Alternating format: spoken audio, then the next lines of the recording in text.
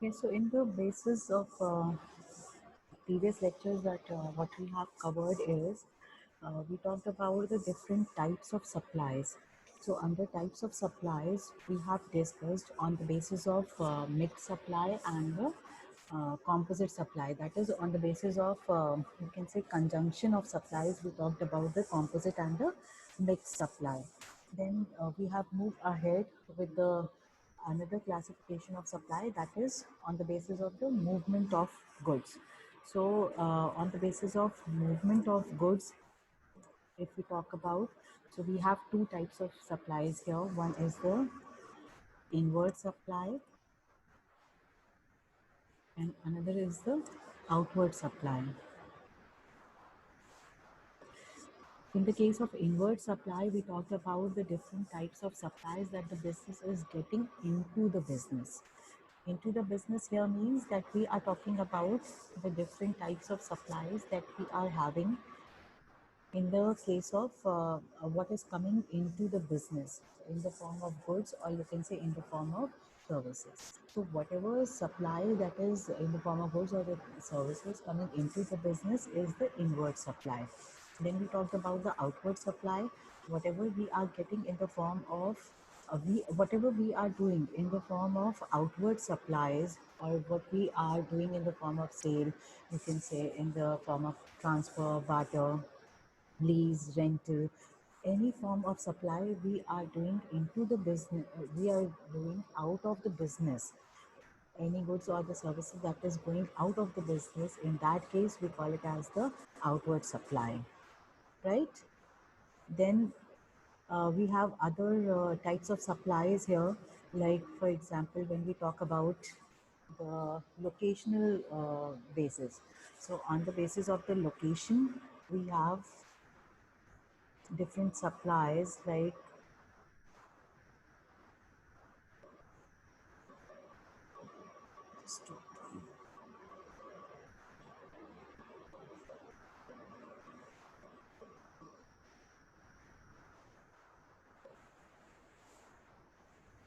on the basis of location. We have discussed here the supplies are, one is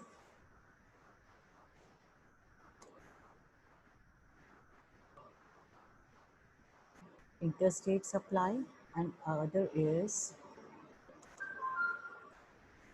intrastate supply.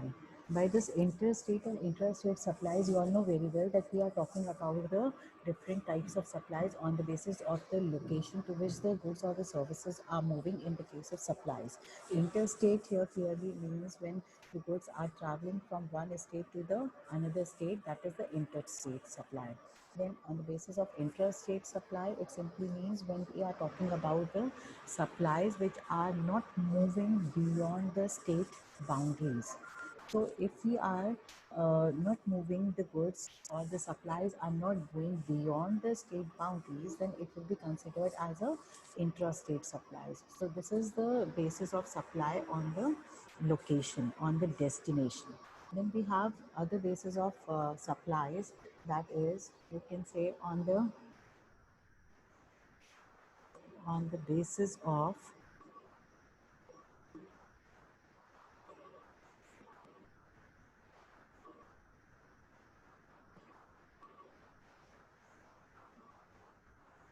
on the basis of continuity.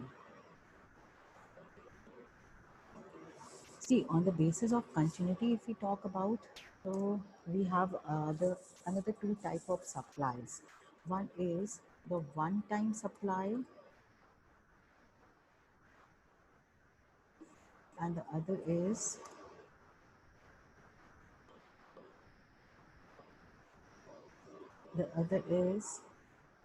continuous supply.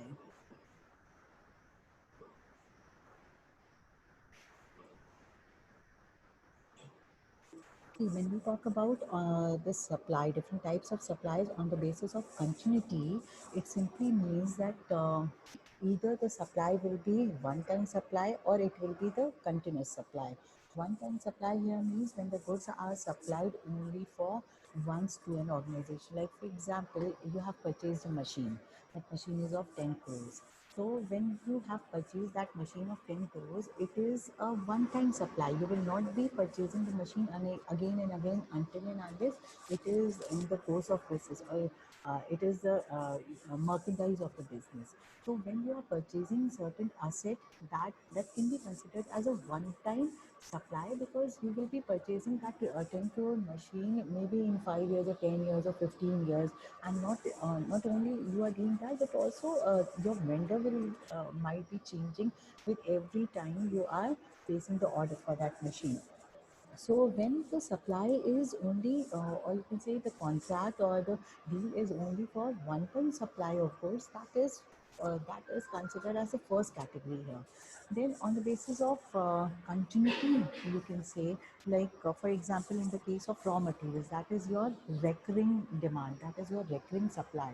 So you have one fixed vendor, and from that vendor you keep on, you can say, ordering the raw materials if you require, or maybe on the quarterly basis, maybe on monthly basis, maybe fortnightly basis. So if your that supply contract is of more than 3 months, and with the obligation that you will be periodically paying to that particular vendor, to that particular supplier, that is the, you can say, conditions under the continuity supply, continuous supply जिसको हम कहते हैं. So for the continuous supply, there is a basic condition that when you are supplying, when the goods are getting supplied under the continuous supply, it should be at least for the 3 months recurring supply, and the contract between the parties should include that there is an obligation on the part of the supply, on the part of the you can say buyer, that periodic payment will be received. So if these two conditions are present in any of the supply, it will be considered as a continuous supply. Then we'll come to the other part of the supply, that is if we talk about on the basis of taxability. So on the basis of taxability, if we talk about, we are having different type of classifications here, and that can be first taxable supply. Taxable supply simply means that we are talking about the goods which are clear cut taxable under the GST Act. ठीक है, तो आपके किसी भी goods पे, if any of the goods which have been prescribed clearly that these goods are the taxable goods under GST, there is levy of GST tax on those goods, that will be considered as a taxable supply, right? Then against this, it can, another classification can be non-taxable supply. Non-taxable supply here means that we are talking about any supplies which are not under the purview of GST, or you can say that these goods are not chargeable under GST, but these goods are under any other state government tax or central government tax. Like for example, when we talk about the alcohol for human consumption. See, alcohol for human consumption is a non-taxable supply. Like for now, there is no GST applicable, but they charge VAT. So VAT is again a state government revenue. So non-taxable supply here means those supplies which are not considered under GST, but it is being considered under any other tax which is charged by either the state government or the central government. Then in this category, there is another type of supply. We call it as a exempt supply.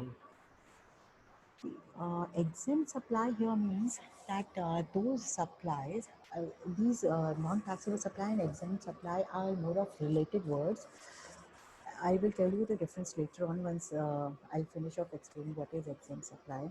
The exempt supply here means you can say supply of any goods or services, or goods and services both, which attracts the nil rate of tax or which is wholly exempt from tax under section 11 of the Act.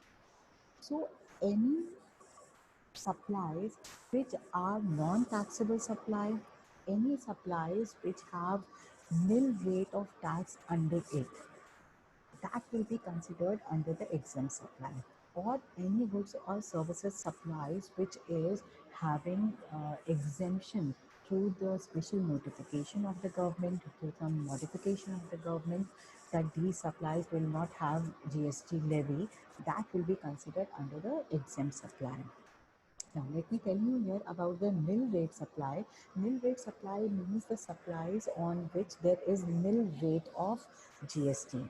Nil rate of GST means that there is no allotted rate of GST charged on such supplies. Like for example, if you take up here, there can be cereals, there can be fruits, vegetables, salt is one of the categories. Just say there is a nil rate of supply under GST.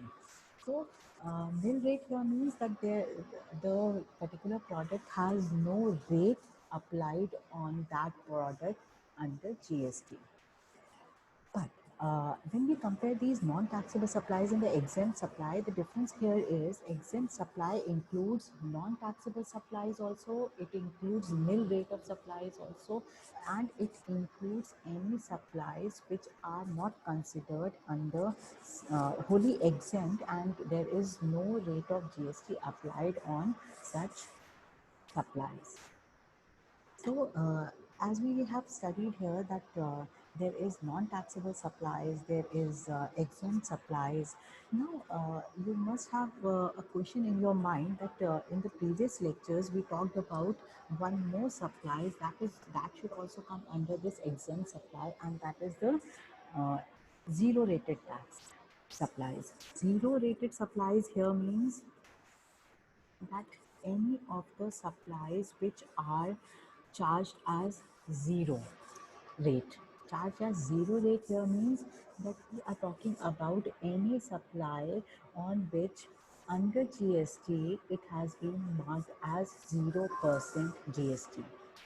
So you all know very well that there is one particular category of product on which there is zero rated supply, and that product is the products related to exports. So in this case, where the zero rated supply is there, it is very clearly mentioned under the Act that any export of goods or services or both, if you are exporting any goods or services or you are exporting both the goods and the services both, in that case you have a zero rated supply. Then another situation is where the supply of goods or services are done to a special economic zone or a special economic zone developer. So any supplies which is related to SEZ developer or SEZ unit, that will be also considered as a zero rated supply, which simply means that no tax will be charged against this. Now, there is a difference between this exempt supply and zero rated supply. In both the cases, there will be no tax to be paid. But the difference, basic difference here is like under exempt supply, there can be no rate of GST applied, or there will be nil rate, right? But under zero rated supply, there will be a particular tax rate that is applicable on such supplies, and that tax rate is 0%. Plus, another difference here is that when we talk about the exempt supply, there is no input tax credit available. But in the case of zero rated supply, there is the benefit of input tax credit which will be available to the suppliers who are supplying to these SEZ units or the SEZ developers or to the exporters of goods or services or both. So any supplies which are zero rated supply, they have the benefit of availing the ITC. But the non-taxable supply or the exempt supply, they cannot have this benefit of availing ITC under this category. I guess I have made these points clear to you all. Now, if you have any doubt, we can take up the doubts here.